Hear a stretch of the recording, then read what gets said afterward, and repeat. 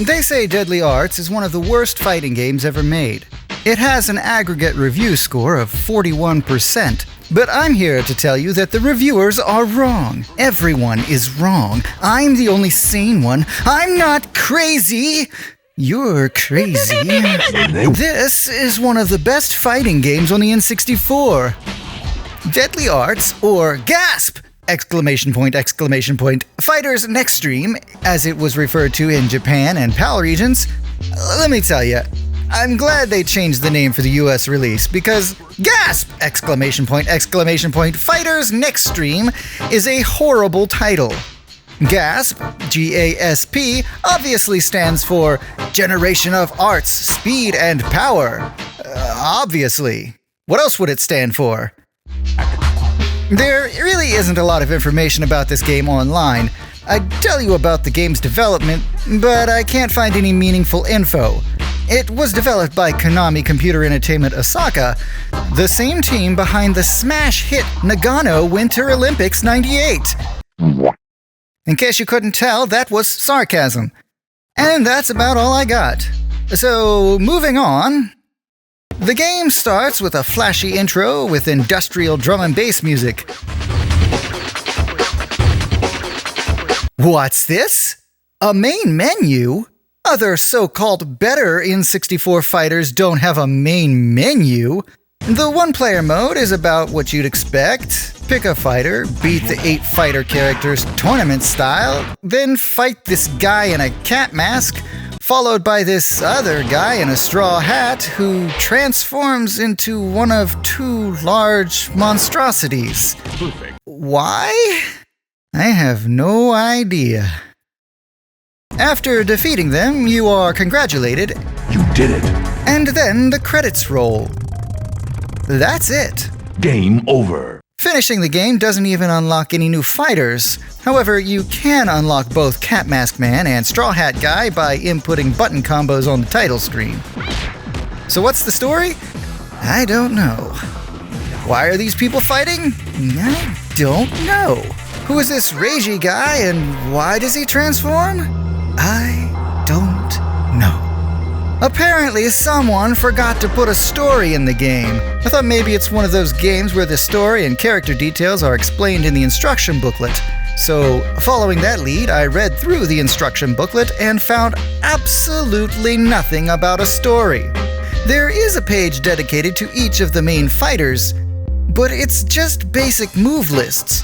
No story, no motivation, nothing indicating there's a story at all. I noticed that for certain victory poses, the characters would awkwardly move their mouths without making any noise. So that got me thinking maybe there was dialogue in the Japanese version that they cut instead of translating. So of course I did what any sane person would do. I dug into the Japanese version and my suspicions were correct. They speak. 死んでろ。練習不足かな。また遊んでね。骨のある奴はいねえのか。俺様が一番だ。いまいちね。強かったんだ。俺って最高。Unfortunately, I don't speak Japanese, so I have no idea what they're saying or if it adds much, if anything, to the story. If you speak Japanese, by all means translate for me. もっと熱くなれないの？ I also noticed a few other differences between the different regions.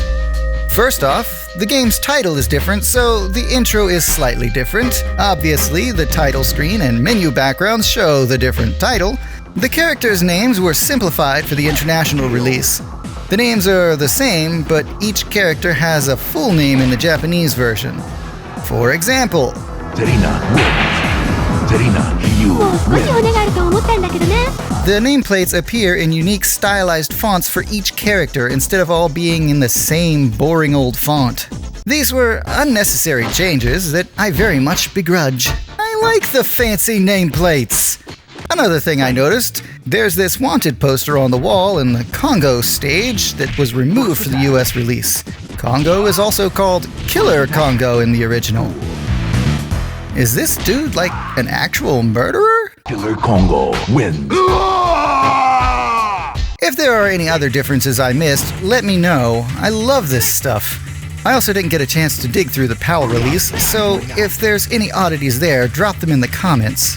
Personally, I think the Japanese release was the superior version. The voice clips add some personality. Wins. こんなものなの？ The silence is just awkward. And I much prefer the original presentation with the fancy nameplates. The fighting mechanics aren't super deep.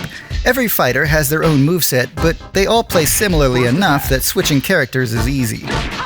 There are combos and throws, and you can check the command list anytime if you want to see how to perform a move or combo.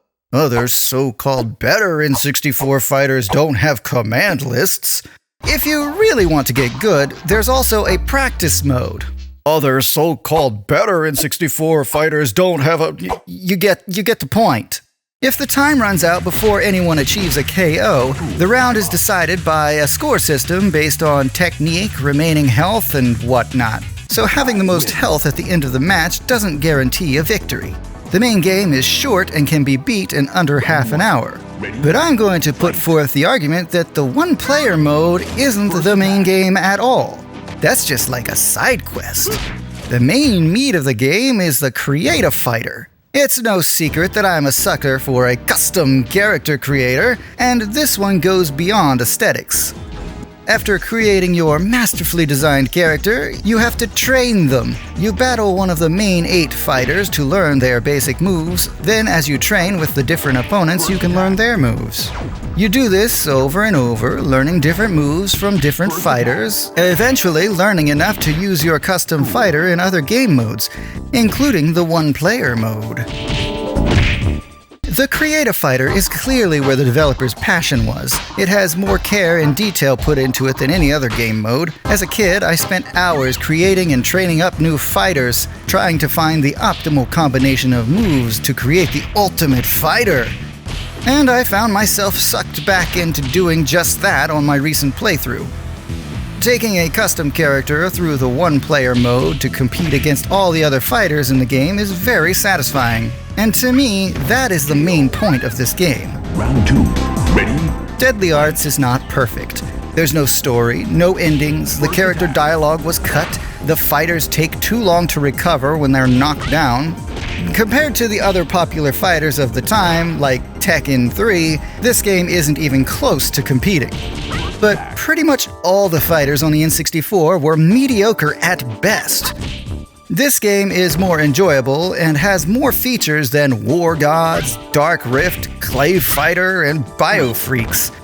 N64 fighters sucked. So, to single this game out as one of the worst fighting games of all time over the other fighters like Dark Rift is just bandwagoning. If your top 10 worst fighting games list includes this game, then I'm assuming the rest of the N64 fighters are on there too, because, like I said, they all suck.